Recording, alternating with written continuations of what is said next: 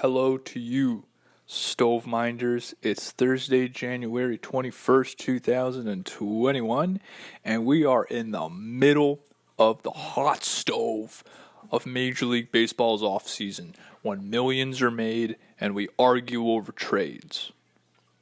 And if there's one team who has been a part of the winter's conversation from start to present, it is the Toronto Blue Jays. Their general manager, Ross Atkins, has been talking the talk as far as building a championship caliber team in Toronto or elsewhere, wherever they may play.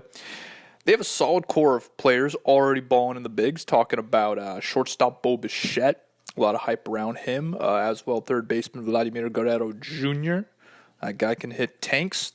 Starting pitcher Nate Pearson, who landed in the top 10 prospects prior to last year before making his debut, as well as second baseman Cavan Biggio, son of Craig Biggio, and catcher Danny Jansen, all of whom are 26 or younger, and all of whom have at least shown flashes, if not outright impressed, at the big league level.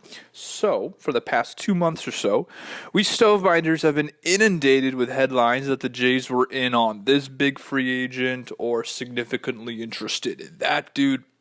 And up to this past Tuesday, the only walk they had to show for all that talk will be the high number of bases on balls granted by right-handed pitcher Tyler Chatwood, signed to a one-year deal to the bullpen. And yeah, they also re-signed Robbie Ray, but he's like a number 4 starter. Give us something to work with, I kept saying.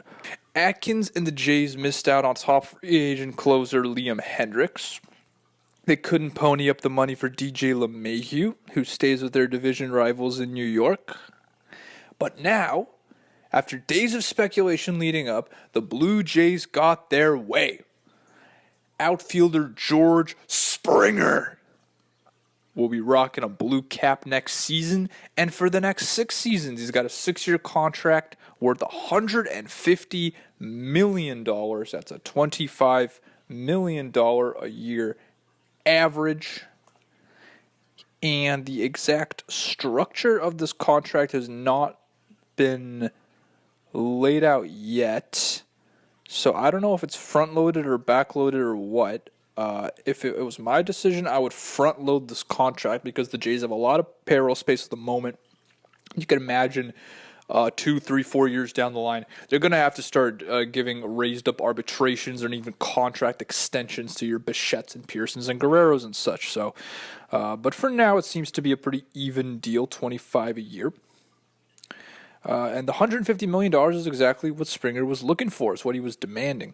But I'll get to that in a second. First of all, make no mistake, okay? Old Georgie Springer is an enormous piece to add to the puzzle, to any puzzle of any Major League Baseball roster. Here's the tale of the tape.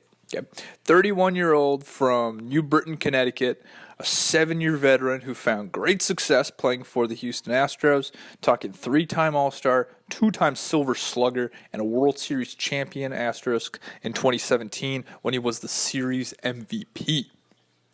The reason Springer isn't held in the highest possible regard is because he's a jack of all trades, a toolbox as opposed to the tool shed that is Mike Trout or Francisco Lindor or Mookie Betts.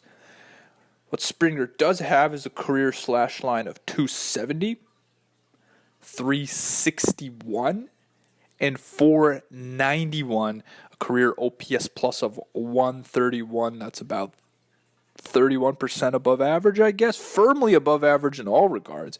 And I want to highlight his on-base percentage, again, 361 career, because Springer was the leadoff hitter in Houston, and that is a lineup spot that the Blue Jays have not definitively filled, so a huge addition in that regard. Springer was a generator on that loaded Astros team, accounting for about 200 runs a season if you combine runs and RBIs. And as I said, as a leadoff hitter, he has more runs than runs batted in. He's been top 10 in OPS and WAR over the past 2 seasons. A regular down ballot MVP candidate type player, not elite, but close to it. Some would say underrated because he's never had that one wow season. Just know that he's a quality, well-rounded player.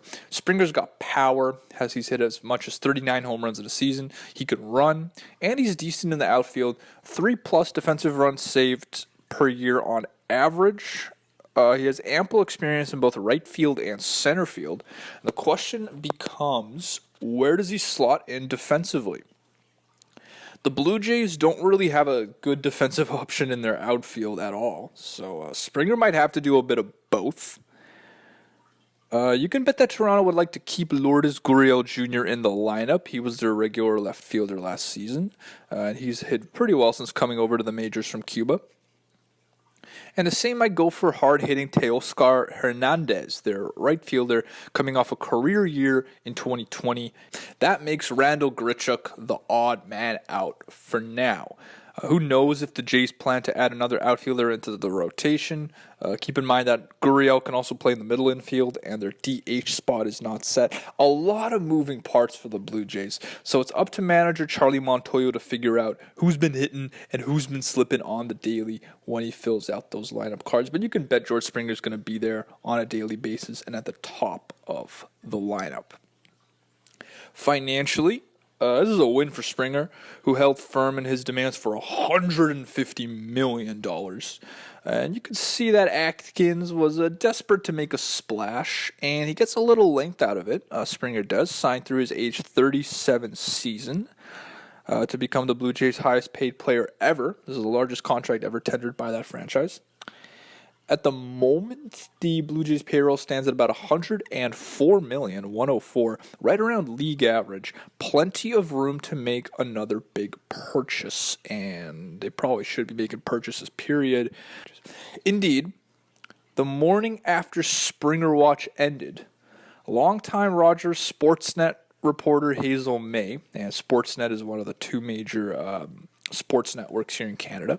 Hazel May tweeted that the Jays had a 3-year contract in place with Michael Brantley, another top outfield free agent, pending a physical.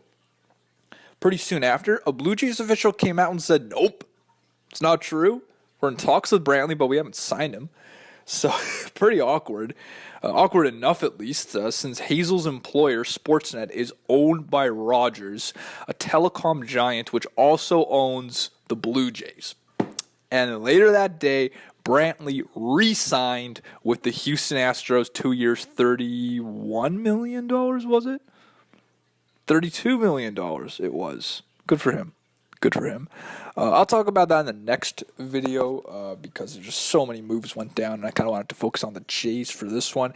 And as far as those Blue Jays, a lot of work is to be done, including where exactly they're going to play next season. So you can't really be playing games in Canada because there's just too many quarantine rules and stuff, so you have to play in America for them.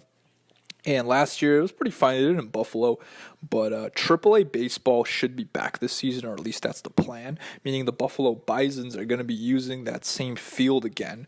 So it's going to be difficult to schedule games for the Jays. So right now, work is being done as far as getting games going in Dunedin, Florida, home of the Toronto Blue Jays spring training facilities. It's in about the Tampa Bay area, like Central Florida. That was also in talks prior to 2020 before they eventually settled on Buffalo. So look forward to that, to some sunny days in Florida. But there's also work to be done as far as the roster. The Blue Jays bid bye-bye to their closer Ken Giles, who hit free agency after hurting his elbow this past season. Tough luck. So Atkins went out and he got Kirby Yates, the right-hander, to a 1-year deal with $5.5 million guaranteed, with $4.5 million in incentives. That could turn out to be a 10-year deal if he goes and wins all the awards and such. Kirby Yates is coming off an atrocious campaign with the Padres, where he threw just 4 1/3 innings before getting a bone spur taken out of his elbow. But the year before that, 2019, Yates was the best closer in baseball. flat out. 41 saves and 44 opportunities. ERA and FIP in the low ones. The low ones, dude. And even the 2 years before that, he was really good. In his 7-year career, Kirby has struck out over a third of the batters he's faced, with a corresponding walk rate below 8%. Oof. The soon-to-be 34-year-old Hawaiian is a top-notch bounce-back candidate, and with only 1 year, there's a little risk to what could be the return of a liquidator, a ninth-inning shutter-downer, Kirby Yates. I expect Toronto/Buffalo/Dunedin to add some depth pieces to the bullpen as well, beyond just the Tyler Chatwood addition they made. In fact, word is that the Jays are still in on the top remaining free agent closer, Brad Hand. They have competition in that regard, but as I just mentioned, they do have the payroll space if they want like an absolute fuck you end of the game 8th and 9th inning option in Yates in hand. Wow, that would send fear throughout the baseball world. But it doesn't end there. The Blue Jays' rotation is far from secure. They need another good arm besides Hyunjin Ryu and Nate Pearson. So keep an eye on how aggressive they stay with Trevor Bauer, because he's still available. He's been demanding a lot of money, but if you can add that, that would be a fearsome threesome at the top there. The pitching market, the starting pitching market, has lost another two recently.